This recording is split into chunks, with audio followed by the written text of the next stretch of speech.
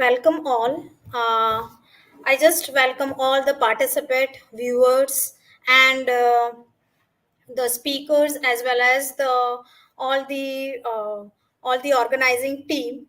And the organizing team is AOZ, that is Association of Zoologists, as well as the Rutuja Foundations.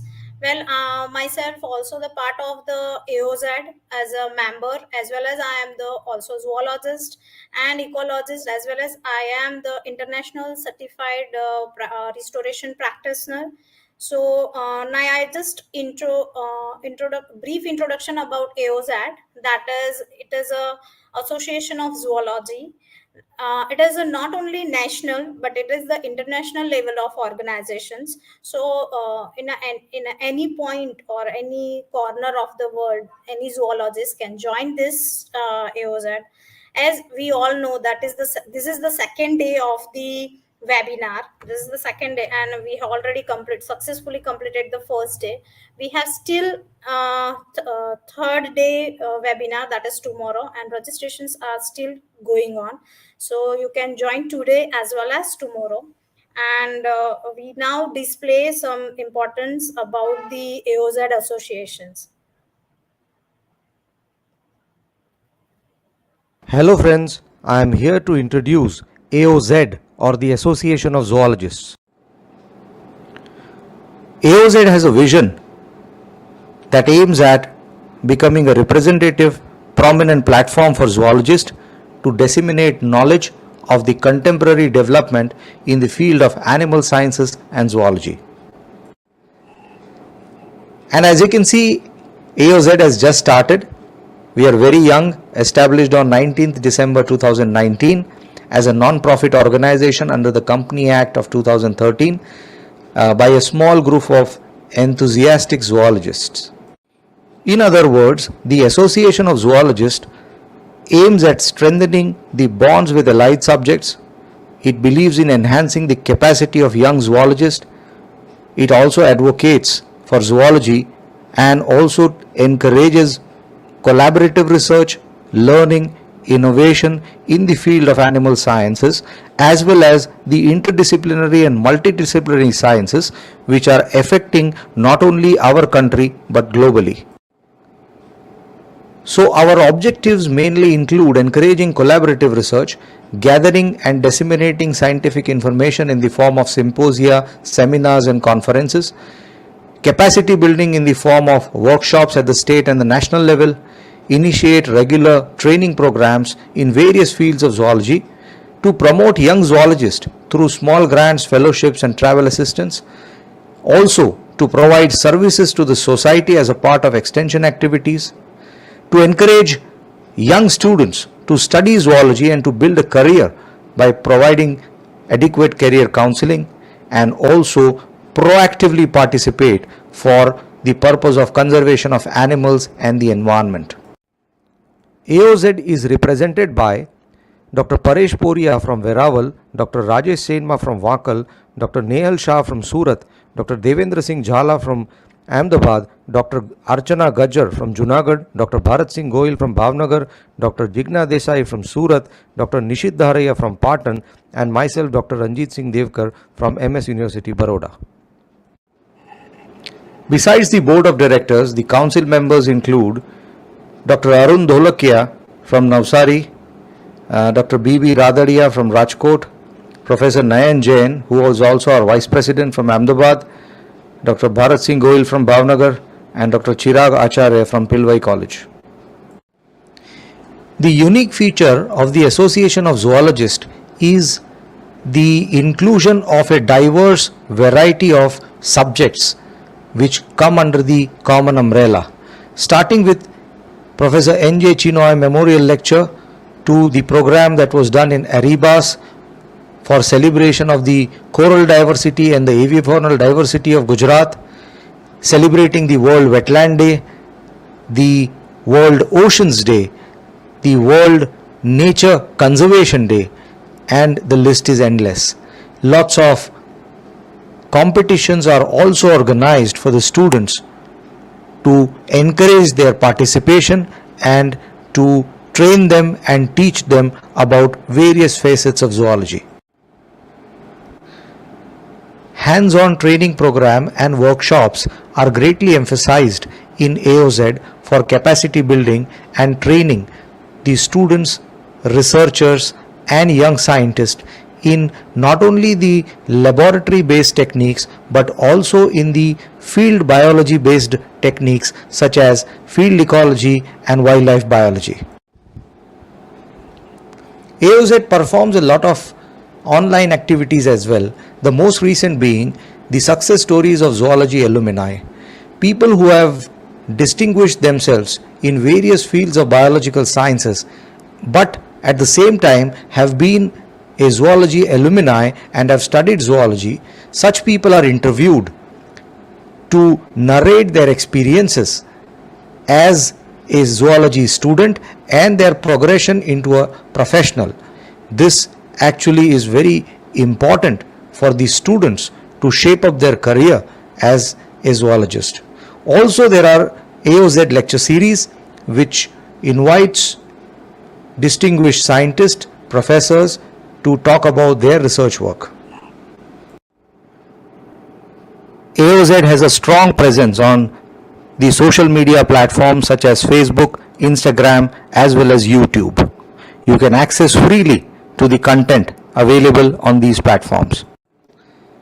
Presently, AOZ has 60 members and our head office is based at the Department of Life Sciences, Gujarat University, Ahmedabad. You can reach us at zoologistassociation2020@gmail.com. So, at the Association of Zoologists, you will come across a variety of members with vast experiences in the field of biological sciences, especially zoology. These people are researchers, professors of international repute. So, young students, faculties, scientists, researchers, as well as the mid career scientists will get an opportunity to share a common platform. Please become a member. The bank details are provided herein. You can also get membership details from any of the office bearers of AOZ. We are open for donations, so please donate generously for a noble cause and become a member and a part of the AOZ family. Thank you. Thank you very much, sir, for details about the AOZ associations. Now I welcome Dr. Dilip Shah. He will give details about the Rutuja Foundation. He is the one of the advisor of this foundation. Thank you, sir. Please introduce the Rutuja Foundation. Should I? Yes, sir. Definitely. Thank you very much, Jagruti Ben.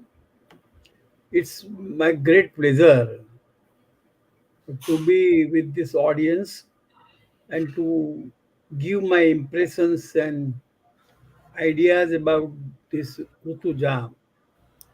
Let me start with the progress card in the very short way to get the overview of the work that has been done by the Rutuja in the very short span of time, less than 3 years.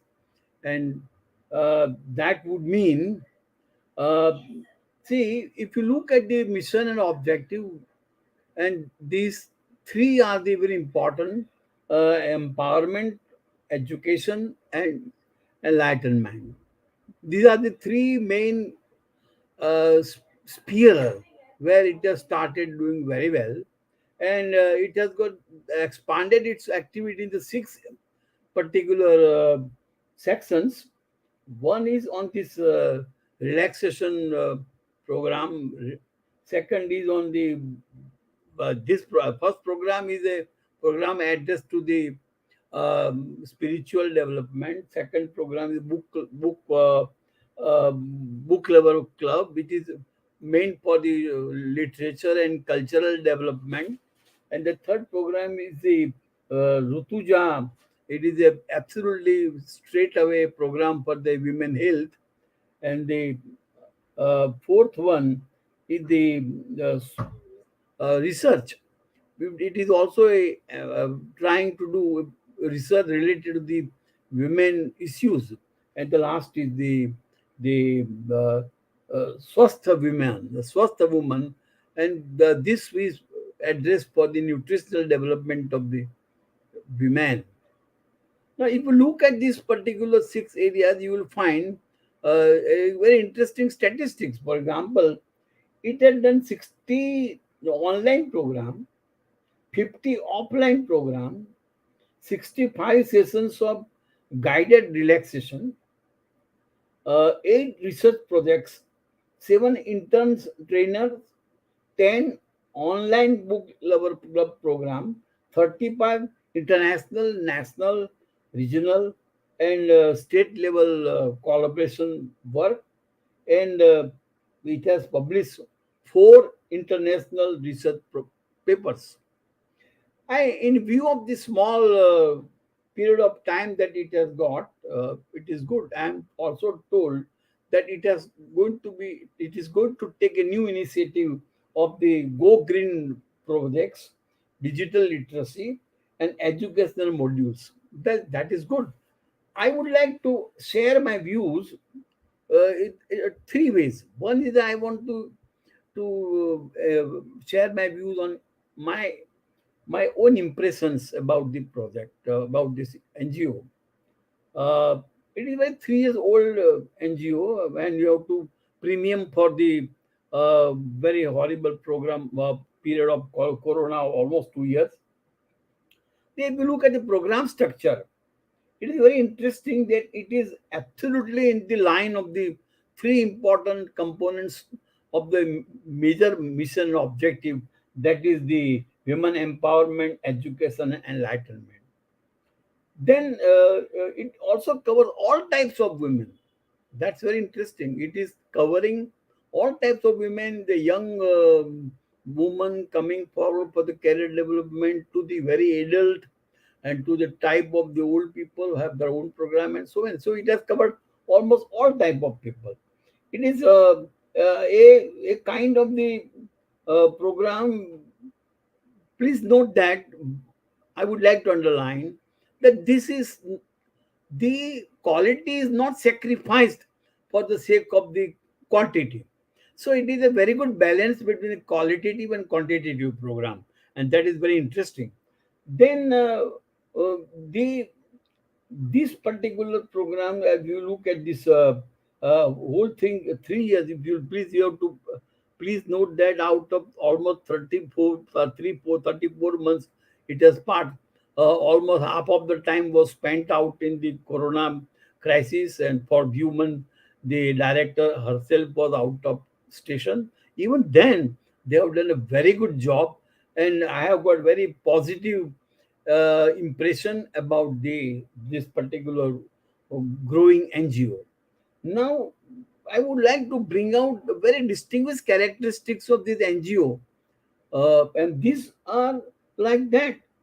It has shown a great leadership, but with the teamwork. See, it is a very good combination of the two doctors and one professor. One is in education, two are in the social service and medical and health area. It's a very good combination, and that is working very well.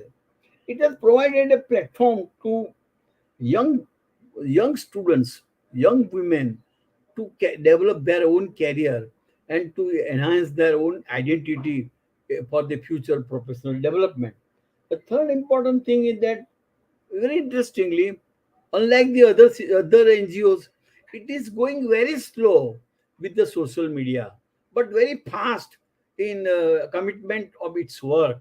This is very interesting, because normally people are always have a temptation of going to the social media immediately, even for small thing. Now, this is a very standard practice in these days, that people run to the social area to highlight whatever they have done, which may be very small and insignificant. Then the fourth thing is that I'm impressed about that. They've got a great sense of learning. The sense of learning is indicated in the a large number of collaboration. The idea of collaboration is to learn something from the other, from the new people, bigger people, established people, enlightened people, so that they can go forward because they're at the very young age. At the same time, they have provided the learning. They have also provided the learning platform to the younger people. So these are very interesting, important elements that I have seen as a distinguished characteristics. But I would like to end up with the 4 5 hints for their future. Uh, One is that it requires a lot of documentation. They have done a lot of work, but they require to be documented properly. It requires a formal registration with the number of agencies.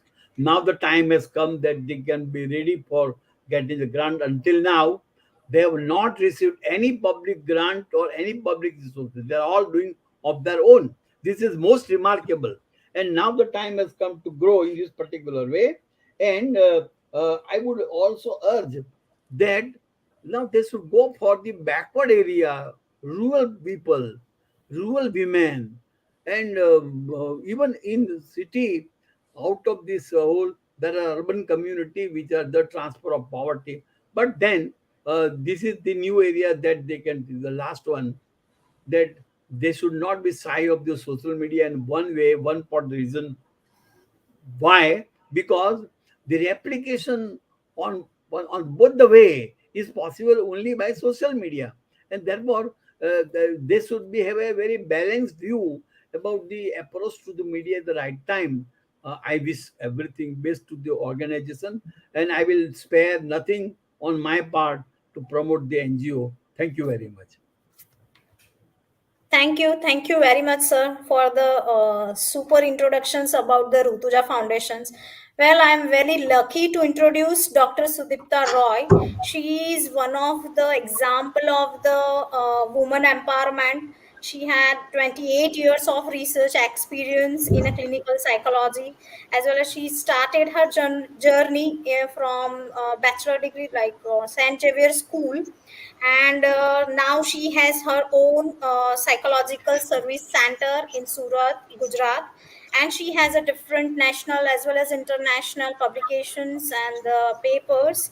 And now she is also the part of the different national as well as international associations like IACP, PDAI, that is the Psychodermatology Association of India, as well as the international one is the Australian Counselor Associations, as well as INSPA, that is Indian School of Psychologists Association. So it is I think so. This is just the brief introductions of ma'am, and now I welcome Dr. Sudipta Roy for her lecture that is on combating burnout syndrome in professionals. So this is new for me also. Please, ma'am, now the stage is for you, ma'am. Please start your speech. Thank you, ma'am. Thank you, Jagruti, for your generous introduction. And it was really nice to listen about the association from Dr. Dilip Shah. And I want to thank Nehal and other association members for giving me this opportunity to address the audience on such a nice topic of burnout. And I'm going to just share my screen. Please, yeah, please bear with me for a moment.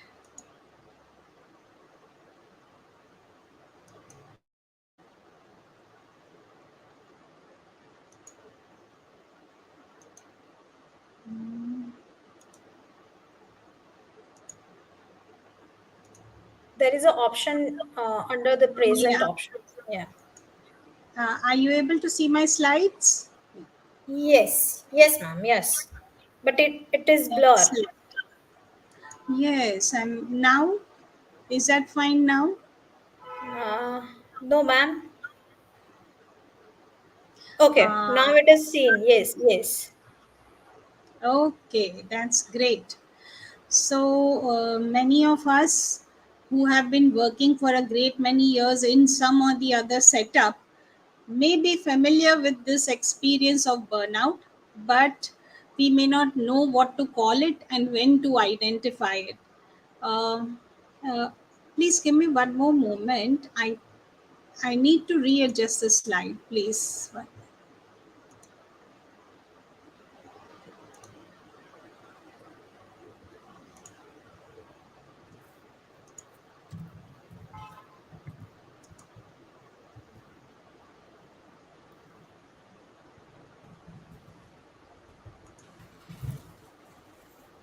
Yes, ma'am. It's perfectly visible. Okay, fine, fine. That's good. Right. So we are beginning with a small exercise here.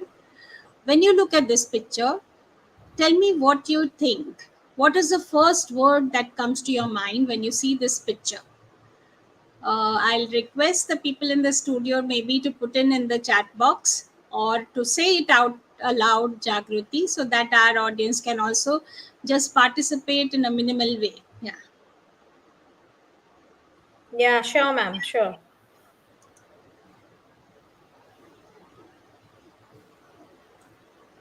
What do you feel when you see this picture? What comes to your mind?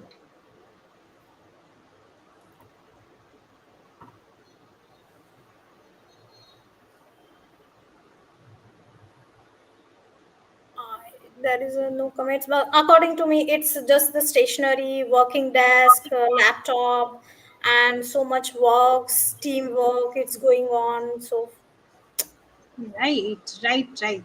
yeah. I yes. So it looks like a workstation, right? And can Yes. you just check in the comment box if any of the audience have put in any comments? Yeah, I have see the comment box, but there is a no comments. Okay, fine, Yeah. fine. So why I'm putting this picture up is that it gives us an instant idea of an energized work area, and not just energized, perhaps a little cluttered. And you can also see the kind of work environment that we are getting here. Everybody has to do their own personal work, although it is a collective space within which we are all sitting. Okay. So this is what, yeah, I hope you can all see and hear me. Yes, ma'am. There are the few comments like workstation is busy, then the working on computers, and all are busy office works. So these are the comments Oh, in the okay. comment box. Yeah. Yes, yes, that's what I wanted. Very nice. Now look at this one. This is the easiest. Here is one word written here, and that is work. Tell me what you think when this word is shown to you. Any one answer will do.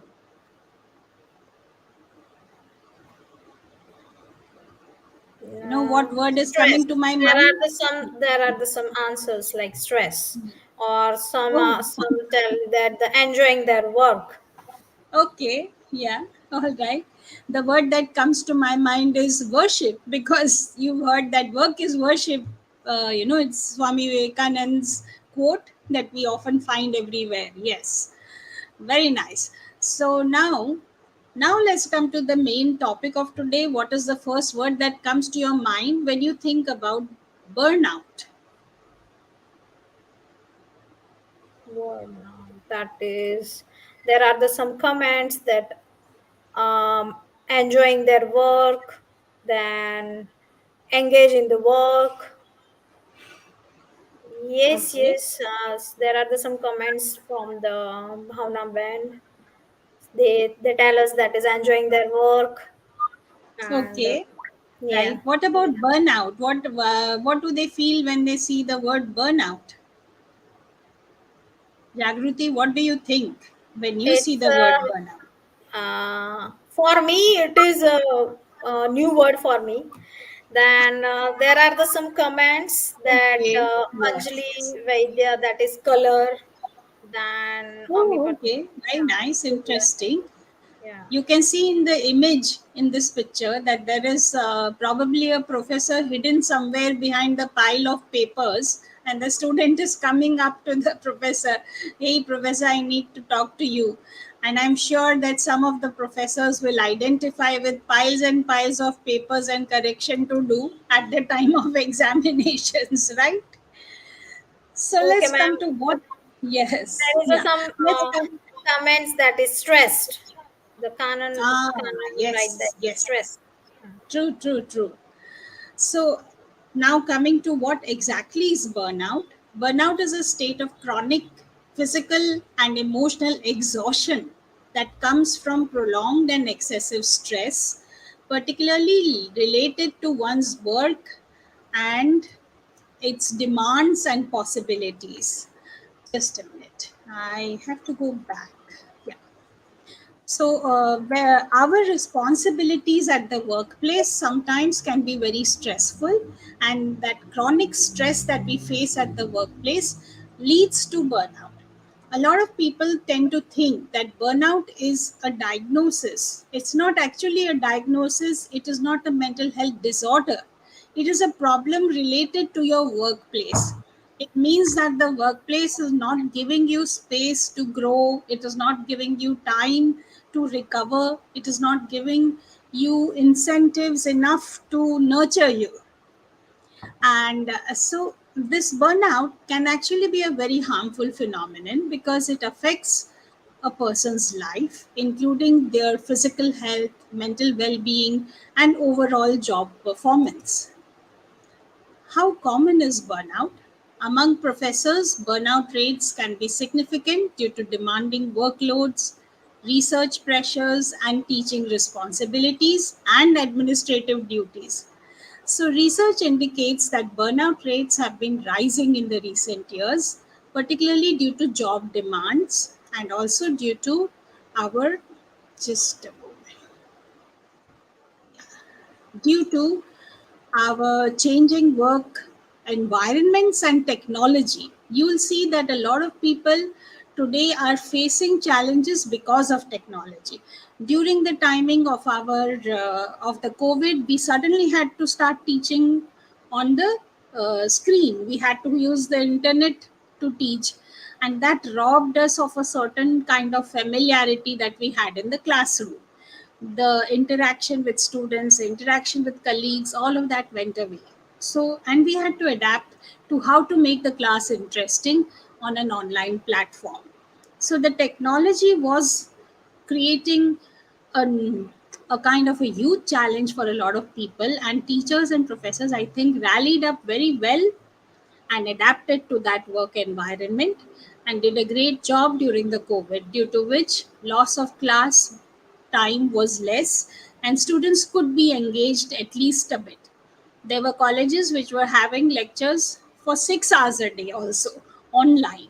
Although it can be tough on the student, but the professors were managing it somehow or the other. Now, the figures actually related to burnout are very shocking. 40% of professors worldwide are facing burnout, and burnout is recognized as a global phenomenon. It impacts people in all countries and all cultural contexts. Why do people face burnout? Why does it happen? So, to give a few causes, which already must be running through your mind, I think, is that one of the things that we find is there's unfair treatment. Like professors don't always get the right amount of recognition for the work. There may be unreasonable time pressures, like you may have maybe you're teaching so many classes from UG to PG, and you are taking so many courses, so you will have to keep on making question papers and correcting them within a short deadline. So when I was teaching in MS University in the home science department, we had a short semester of just 3 months, and in that we had three short exams and one full semester exam and a retest. So you would have 5 test papers to make in that period and correct for every class. So, which is what a lot of you must be facing. The second thing that we often face is a lack of communication and support. So, new professors have a tough time adjusting to the environment and dealing with the workload. And many times, the older or the senior colleagues may not be in a position to guide the younger ones because of their own workload. And so, they might lack a mentorship, and that can also create some amount of burnout. Very often, in such educational institutes or even in the corporate areas, we find a lack of role clarity. So, professors often have multiple duties related to teaching, administration, research, and we don't know how much time we are supposed to give to each of these things, and how to divide our work roles adequately across everything. Very commonly these days, I have heard a lot of professors complaining about unmanageable workload. Many of the colleges insist that you will have 21 lectures a week, which means that you're taking at least three full length classes in a day, and maybe some are even taking up to 24 along with practicals. So, that is really an unmanageable workload. Now, yes. Why do we need to address burnout? These are some of the causes. One is that it can lead to physical and mental health issues. It increases the risk of illness and mental health disorders. It negatively impacts people's well being, job satisfaction, and productivity. It also affects the team dynamics. So, if one person is feeling very dull and not in the mood, then when a whole group is meeting together, somewhere the energy levels are reduced and the organizational culture may become dysfunctional. Also, it you may also find that people end up taking leave, like say one person takes leave, then other persons looking at the person taking leave may also feel a little motivated to take leave, so which leads to a snowballing effect of too many people taking leave around the same time. And so burnout can have many repercussions and can create a lot of difficulties in the workplace, both for the individual as well as the organization. Therefore, addressing burnout can promote well-being, can promote good engagement, and foster a positive work culture. Now let's come to a very important question. How do we actually identify whether you or somebody else is going through burnout? Now, here are some symptoms. Maybe you feel chronically exhausted, you feel tired all the time, you fall sick often, there is an emotional exhaustion. मतलब कोई मुझे कुछ ना बोले, you start the day thinking कि I hope nobody asks me to do something today, I hope कि nobody is telling me to handle something new, and I hope that my classes get cancelled. So you start with an emotional overwhelming feeling, or you feel completely exhausted, and then you feel an imbalance between your work and your actual life. So you feel that you don't have enough time for yourself, you feel that you don't have enough time for your hobbies and things that you value, you're not able to, your family is feeling dissatisfied because you can't give them time. So all of these are signs of burnout.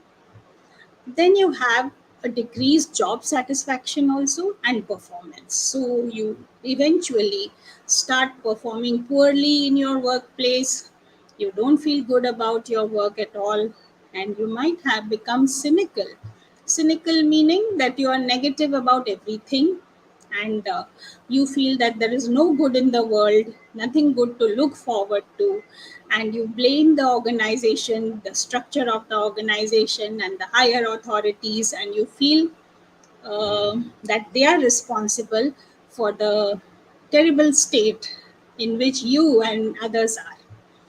You may also start feeling detached from your work and your colleagues. You may start isolating yourself and withdrawing from them.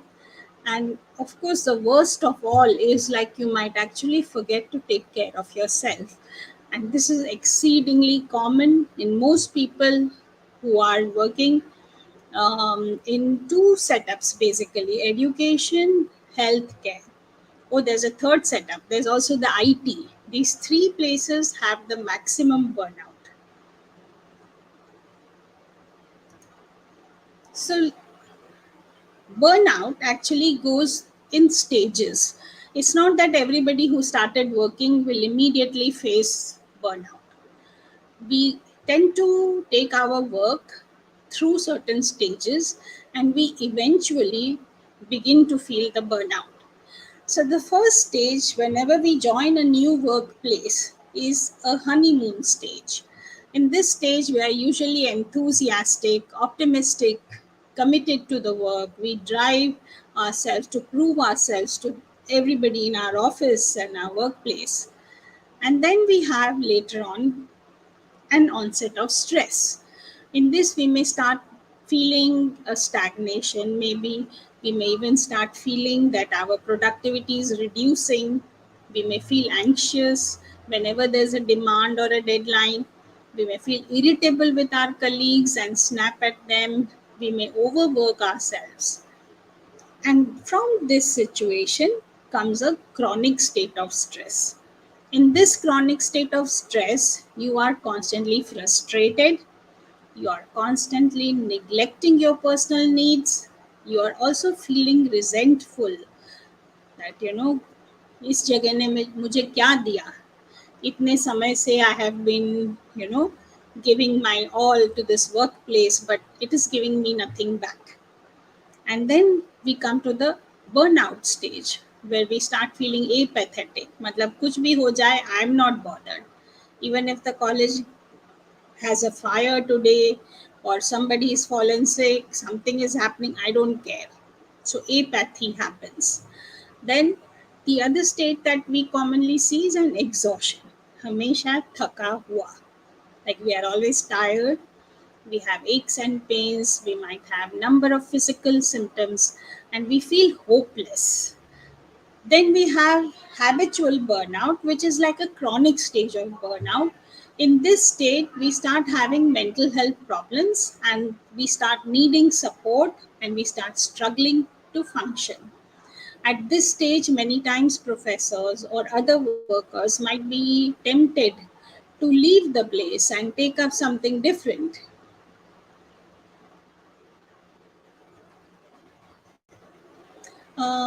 Let's take a little bit of an example of Professor A. Professor A begins with a new position as a zoology professor at a prestigious university. They are filled with, the person is filled with excitement and energy, eager to share the knowledge, conduct research, and inspire students.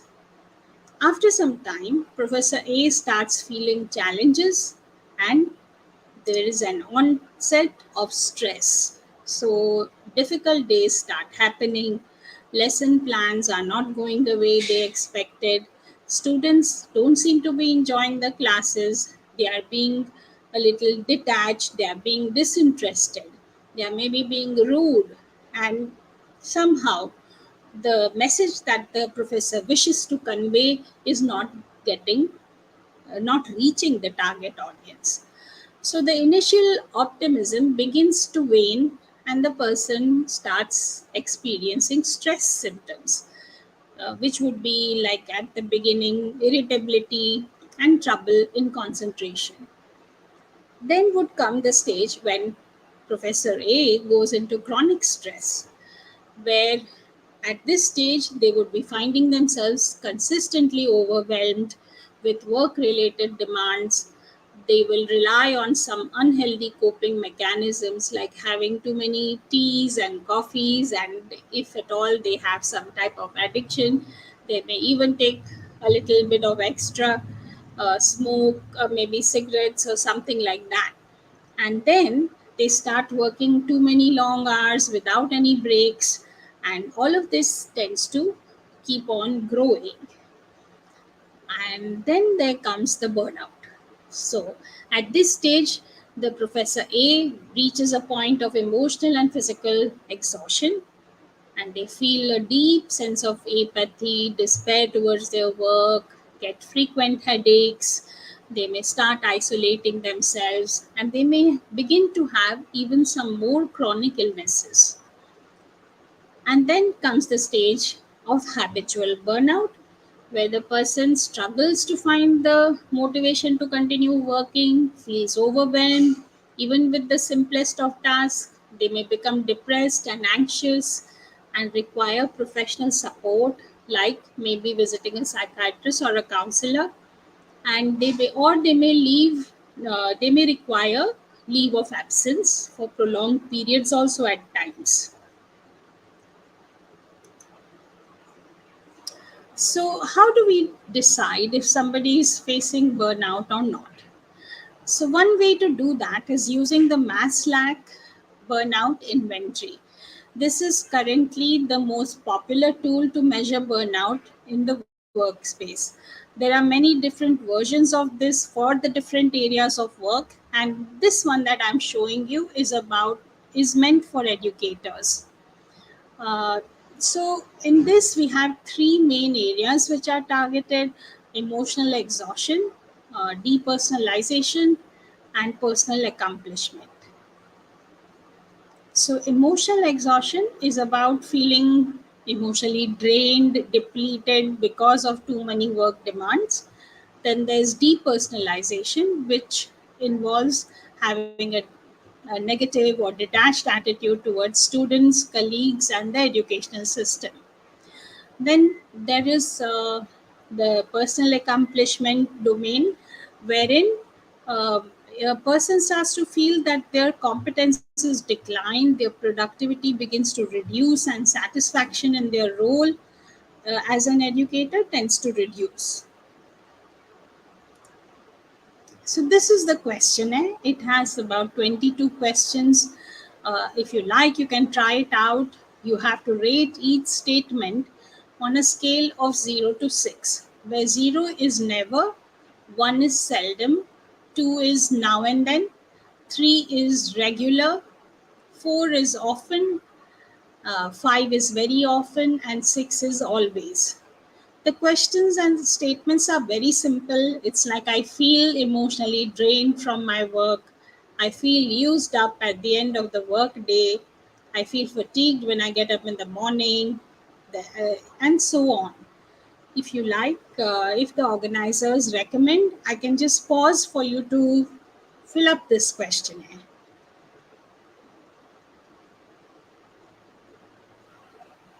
Jagruti, do you think I should pause a little bit for people to fill up the question?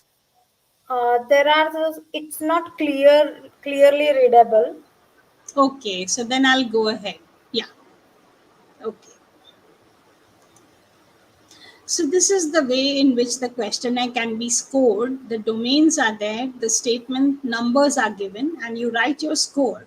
And you can rate yourself across the three domains, that is emotional exhaustion, depersonalization, and personal accomplishment. And in each of them, you can score as low, moderate, or high. If you are high on each of the dimensions, it suggests that you're having a high level of burnout. And it may be possible that you don't have a high score on all of them, but you have it in one area. So it means that that's the area that you need to target in terms of your intervention. Now, once we've identified our burnout, what can we do about it? How can we prevent it? And how can we manage it? So, here are some tips and exercises in which you can deal with burnout effectively. Some of the most common strategies are almost commonsensical. The first one you can say is to develop a supportive mindset. What does this mean? Basically, when we are in a workplace, you must have noticed that we work with a spirit of competition. You know, कोई मेरे से आगे निकल जाएगा. We feel कि okay, I have to perform better than the others. Only then I can maintain my job. But actually speaking, an organization runs with a team effort. So when we cultivate a supportive mindset, it means that we support our colleagues in their endeavors, and we also seek their support when we need that help. So, and also, if we keep our mind positive to whatever duties are being shared with us or whatever responsibilities are handed to us, then it helps us to move ahead in a balanced way. The second thing is that if we can manage our workload and prioritize certain tasks, then we end up feeling more rewarded. So that means that we have to find ways in which we can do some amount of smart work. We also need to prioritize those which require a lot of attention from us. And the other option is also that we need to have a internal criteria, that what are the things that require maximum of my time and where should I devote most of my energy. The next thing we need to do is to have a work life balance and place boundaries. So, what is this work life balance? You must have heard a lot about this क्योंकि net में इसके बारे में काफ़ी कुछ बोला जाता है. Work life balance means that having a life apart from your work which you can enjoy. So, maybe family time, having outings, being with others, engaging in hobbies are all part of your work life balance. So, we need to make sure that we've got rewarding activities in our day to day schedule apart from work.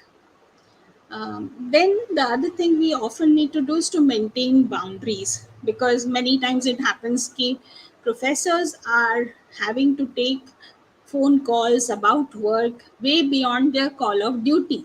So maybe your duty hours are 6 or 8 hours, but you find that you have to attend to calls, you have to work on papers, you have to work on preparing your lectures, and all that happens apart from your day to day time schedule at the college. So, maintaining boundaries between your work and personal life is also helpful to prevent burnout. We One thing that we don't do enough in India, we celebrate a lot of festivals, but do we celebrate our achievements? Do we acknowledge them? Very often we don't. Like, say, you must have noticed this, that if your mother cooks for you every day at home as a young child, you would appreciate her once or twice, or when the food is something extraordinary. But you will not be able to appreciate them every day for the same thing. But when you are a teacher and you are inspiring your students, you are teaching them, we as colleagues need to know each other. We need to acknowledge the effort that somebody is making, and we need to celebrate our achievements. Somebody publishes a paper, let us all congratulate them. If somebody is given a good lecture, what's the harm in acknowledging it? Let us celebrate each one's achievement. Even your achievements will be celebrated, and so will others. And this will end up creating a very positive work environment. Then, as I said earlier, prioritizing your self care and well being is something we as Indians do not do enough of. What is this self care? What is this well being? Self care is that we do something for our own pleasure, for our own bodies, for our own health, survival, and happiness. And it is okay to do that. It is not necessary that all the time we should do things for others, and we should only be doing for our organization. No, we have to have a time to care for ourselves and to engage in our own well being. The other thing that often helps to beat any kind of burnout is seeking learning and growth opportunities. Like, say, when Dilip sir gave the introduction to the association in the beginning, it was clear that he may have retired in in terms of years of service, but his mind is active and growing, and he is actively participating in the activities of this association. And therefore, he is learning new things, he is getting new opportunities for growth, and that must be making him feel young and wanted and energetic and active. So that beats burnout. Then we have the other thing that helps us in our situation to prevent burnout is to foster autonomy and to create boundaries. So, what is this fostering autonomy? When people at workplace, you must have noticed that sometimes some people tend to be more dependent than others, and the system itself can be so structured that it tends to increase our workload. So we need to first have a system in place which allows us to, reduce the workload for everybody, and that people who are taking the workload can have a say in their decisions related to their workload, then they feel better about it. And then creating boundaries between what areas who can enter and who cannot can sometimes be helpful to foster good and productive work environments and to beat burnout. Some of the interesting techniques to manage burnout are mindfulness exercises, setting goals, using visualizations, and building resilience. I want you all to just join me for this small exercise on mindfulness. I will tell you how it is done, but leave it to you to practice at home at some other time, because in today's talk it may not be possible to address the entire activity adequately. So, you should first begin by finding a quiet and comfortable space, and then set a timer on your phone or your clock for 5 to 10 minutes. Start with deep breathing and keep your attention in the present moment on your breath. Then you observe your thoughts as they happen, but do not enter them. You observe them with a detached stance and without judging them. So, what we do is we accept the moment, we look at the breath, pay attention to it, and allow it to happen. And do not get into it, do not get into the content of the thought, do not get into the content of the moment. And when we cultivate this non judgmental awareness stance, which actually comes from Buddhist meditation techniques, we will find that we are in a much better present mindedness, and we are able to be in the present without any grief, without any resentment. And so the last part of the mindfulness exercise always ends with a moment of gratitude. And if we can express gratitude in our mind for what we are earning, for our knowledge, for the organizations we work for, then we will be more successful to feel positive about it. And once we are done with this 5 to 10-minute exercise, we can then slowly transition and go back to our daily activities with a fresh and new beginning.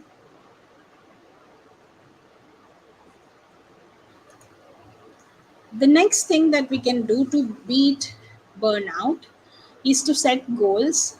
So, whenever we work, if we work in a disorderly manner, we tend to be less productive and we are not able to achieve too much. And then, over a period of time, not being able to achieve makes us feel incompetent, and then we might start feeling the burnout. Instead of that, if we start looking at our current situation, like supposing you are now an assistant professor and you have worked for 5 years, and now your next goal is that you want to become an associate professor. So, we would like to then we would like you to try this out, like maybe do a goal setting exercise where you prioritize and establish a timeline for yourself. So you can say that, okay, within the next 2 years, I will target so many publications so that I can get to the associate professorship. And then the next step is to make your goals which are smart, that is specific, measurable, achievable, relevant, and time bound. That means this is actually a small exercise, not no rocket science about it. You can easily develop goals which have tangible results in a short span of time, and they are relevant to your life and wherever you want to be. The next step in managing burnout is by breaking up the goals into some actionable steps. So when you break up the goal into something that you can do today, then your life begins to make sense. Then your goals begin to have a meaning, and your path becomes much more rewarding. And finally, keep tracking your progress. Like many of us, we don't have the habit of tracking our progress. We just keep on setting new goals and following them. So, one of my friends has a very beautiful way of setting goals. Like at on by the last week of every year, she says, SM going forward. Her name is SM, so she writes her whole plan for the next year, what she wants to do in the next 1 to 5 years. And once she has that ready, she starts breaking it up into small plans that she would do in the first quarter, second quarter, third quarter, and fourth quarter.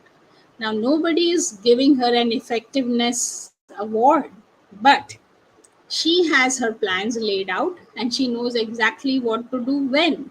So she doesn't waste time. She tracks her progress, and whenever she's reached somewhere, she knows to compliment herself. She knows to congratulate herself and celebrate that achievement.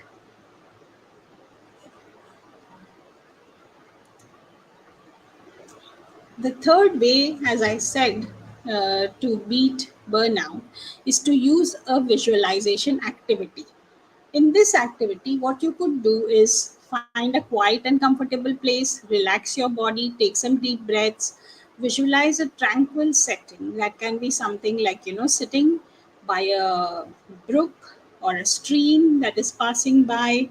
You can also visualize a mountain, you can visualize a beach, any natural surrounding which you find very calming, very tranquil. Visualize it, engage your senses completely in it.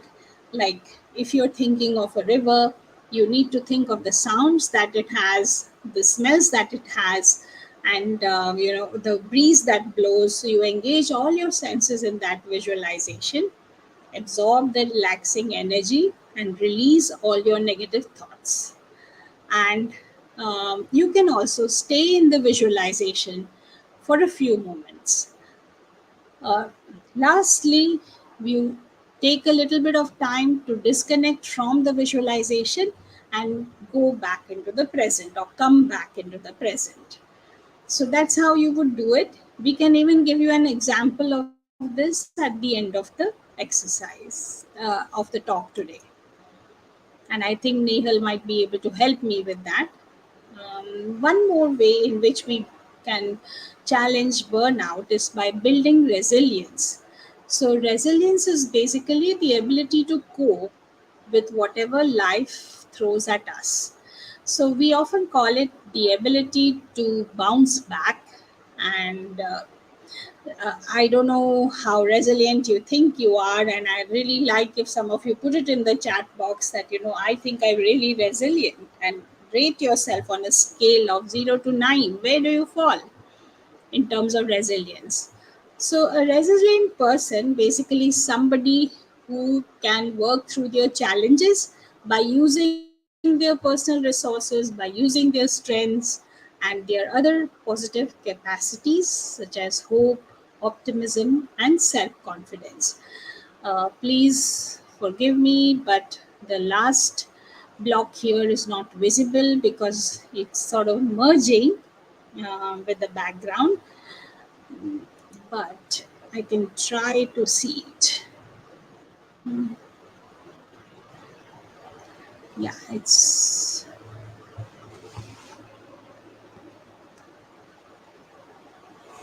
okay. I'll just tell you a few things that actually contribute to our resilience.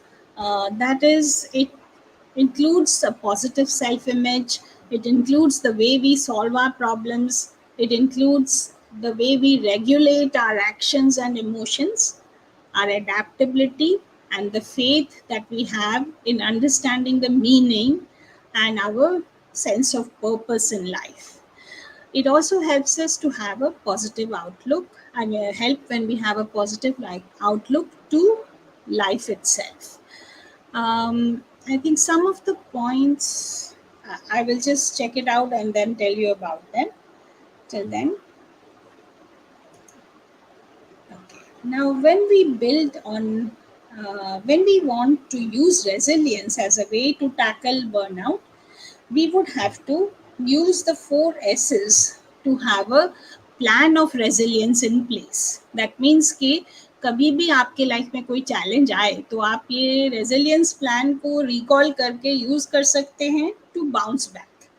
So, how can we do this? The first thing is you recall a recent example of resilience. Then you identify supportive people around you. You can identify some strategies to deal with the problem and the situation. And then you may also identify some solution seeking behaviors and identify sagacity. That means to the extent to which you are able to think forward. So basically, uh, your resilience would include having some support system, having a problem solving plan, then following solution seeking behaviors rather than, whenever we have a problem in an organization, we ask the person who is being critical, okay, do you want to be a part of the problem or do you want to be a part of the solution? So if they say we want to be part of the solution, that is half the battle won for us, and we can enroll them and engage them in positive activities. And identifying sagacity means that basically we have to encourage ourselves to have a large picture in mind. If we are able to think, like, 10 years ahead, where do I want to be, what is it I want to do for people in my life, what do I want to do for the family, what is it that I want to do for society. So then that gives us something to work on, and that helps us to be resilient. I really love giving this example of Viktor Frankl, who spoke on existentialism, and his book Logotherapy, or the meaning of life, is very, very, very well known. And he talks about the people in prison camps, in the Nazi concentration camps, and where he says that there was this one person who, despite all the severe torture that they went through, used to sing and was happy, supportive, and kind to people.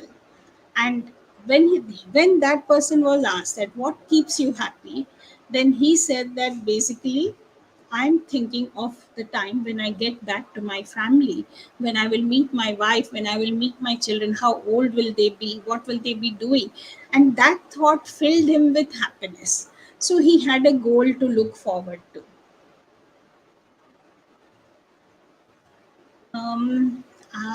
This is again going to be a little difficult, but this is just what I explained to you right now.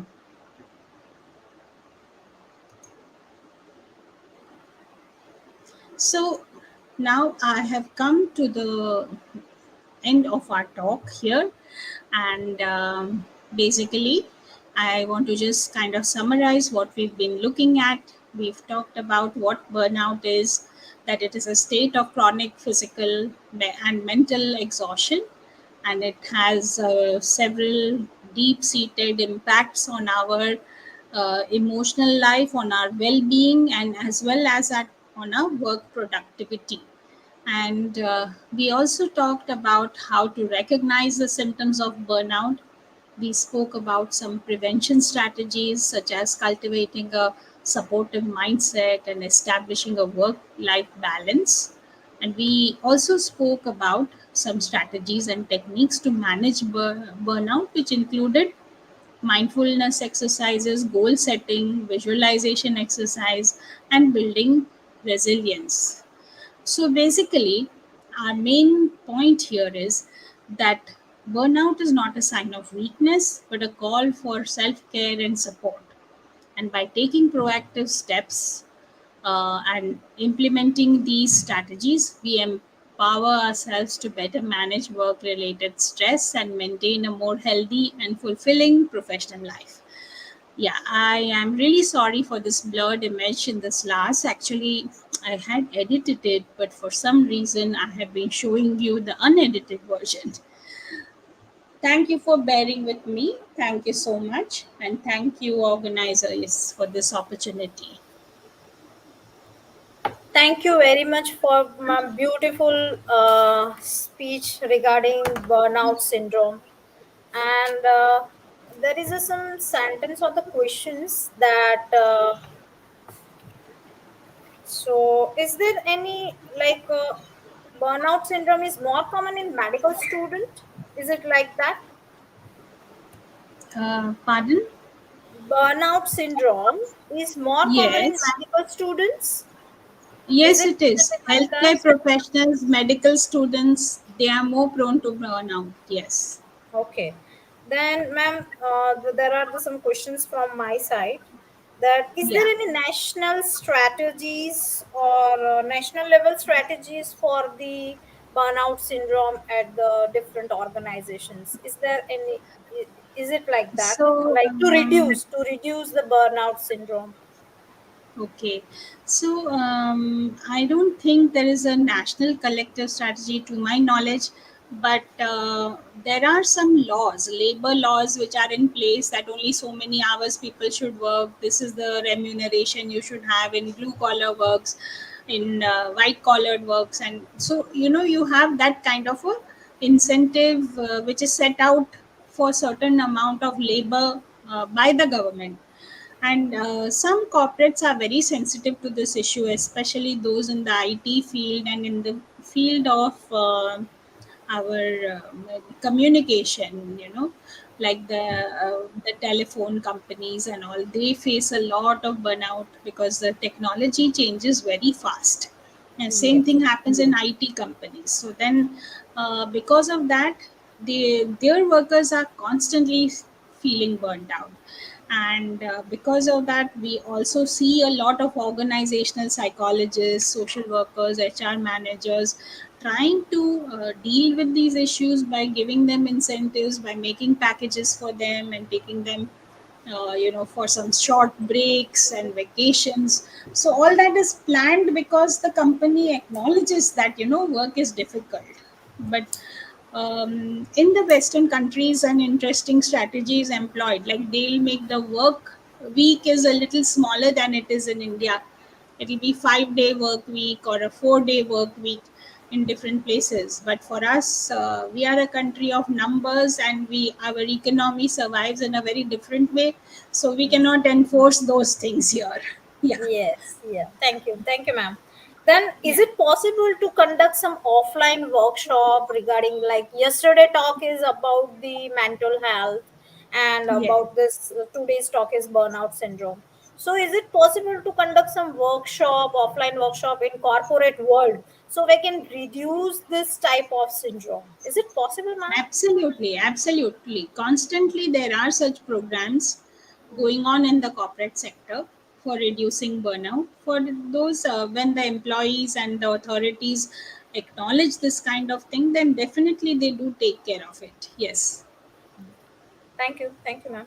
So now Yeah. we have another personality that Dr. R.H. Thomar. He served his duty at P.P. Babaria College, Navsari, and I welcome him for the vote of thanks. Please, sir, sir, 1 minute. Namaskar, Namaskar. myself Dr. Thumar. Say on behalf of AOZ and Rutuja Foundation. See the mind matter. See really good, ma'am क्या कहते हैं हम गुजराती में मन की बात clear the talk of the mind that comes out from the minds really good. Your talk is really wonderful.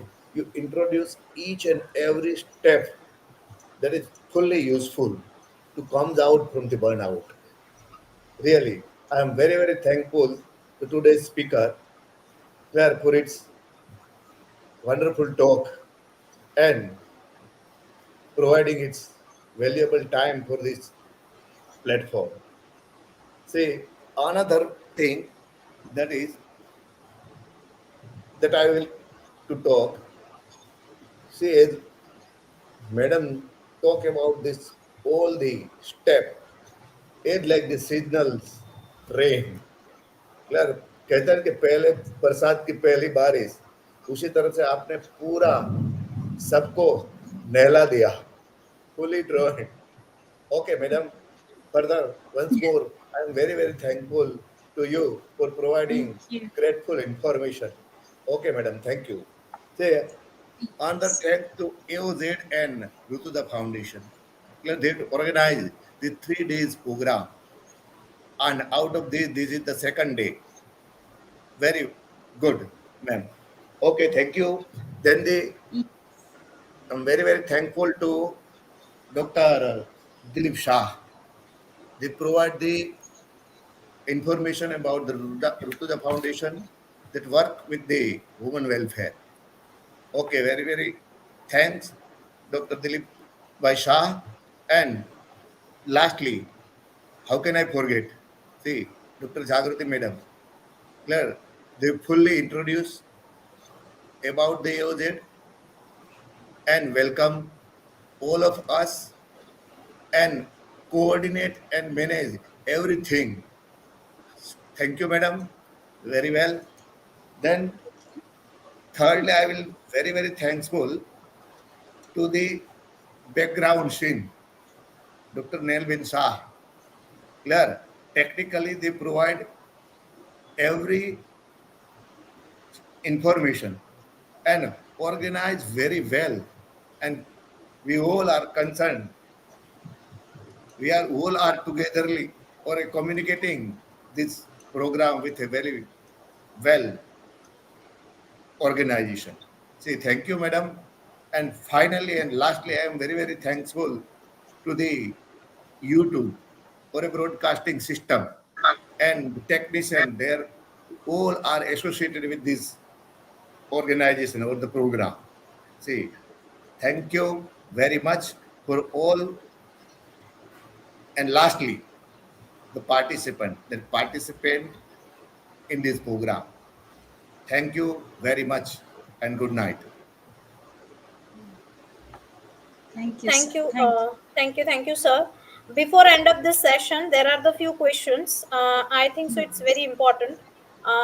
Questions from the Bhavna Ben that please explain the burnout in the working mothers having ADHD or acoustic kids. Sorry, Autistic. autistic kids. Yeah, sorry, Yeah. autistic Well, kids. I think Bhavna ma'am, you have given a very, very important question. You know, we tend to think of burnout as something happening only in organizations, but the same thing can happen even in to a person who is a homemaker because their effort is not acknowledged. It is neither given any incentive, and it is often unappreciated, and you have to keep on giving years of work without any returns. Okay, so it's very much possible to feel burnout, but if you are to get out of it, then you need a small break, you need a support system. So the advice and the tips to beat burnout, whether you are a mother with a tough challenging situation or you are a worker in an organization, the tips remain simple and same. So you have to do some kind of mindfulness exercise, you have to use visualization exercises, you have to engage in some other kind of physical exercise, you will have to look after yourself with compassion, you have to also take some breaks at times, so there your support system will come into place. And yes, Jagrati ma'am, do you wish me to take the comment from Smriti Desai? Yes, ma'am. Sure, sure. So Um, basically, I appreciate what Smriti ma'am is saying about temperament. So a lot of people do have positive attitudes, and they work. They think that they can learn at any time in life, and they don't. Age is just a number, and they have very positive attitudes towards learning, and they don't get bored. But what I want to say is that we cannot give this message to everybody. Why? Because everyone doesn't have the same life circumstance. Some people have really challenging lives, and it won't be very possible for them to keep positive in the face of continued adversity. Okay. Now, so this person may actually have started learning Bharatanatyam because of her experiencing burnout in some other sphere, and so at the age of 55 she has started learning this. So there are so many people like who are even at the age of 80. I've heard of a old lady who was not working in her life. She became an artist. Now, these are that is one way to beat burnout. That we find a purpose in life. We find something that gives us joy. Anything can do that. It's not only temperament, because if we say it's about temperament, we end up blaming the person that you could have done something else about it. But actually speaking, life is not easy for most people. So burnout can happen. Yeah. One more question should I take? Is it I time think for this should me? be the last. I need to go to another meeting. Yeah. Okay. So last, like, Yeah. is this the question is from Jigna Desai.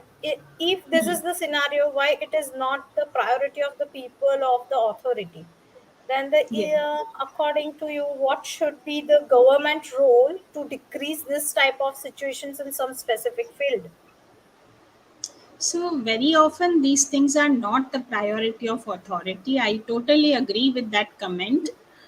We have to start by building awareness. So, we have to go to those people and, like, say, recently, we, as a part of a national body of clinical psychologists, we had invited some governmental officials, and they, after listening to what is mental health, they understood that most of their employees are in very bad state of mental health. And because of that, that person invited us to do a program with them in the governmental offices. And that was so, having these regular programs there then energized the workspace and made people happier. So I think the best way to reach out to all these groups would be to create better awareness. Yeah. So, thank you very much, ma'am, for wonderful speech, and I am Thank very you. thankful for the organizing team, AOZ, and Rutuja Foundations. Then, so it is thanks to all back the person who handled all the background things, Dr. Nehal ma'am. Then without listener and the audience, the these things cannot be possible. So I thanks to very much listeners, audience, and all the members, participant members. Well, we have completed two webinar series. Now another is tomorrow. Still registration is open, so you can register yourself and do more, get more knowledge from this webinar. So thank you all. Shubhratri, good night, and thank you very much.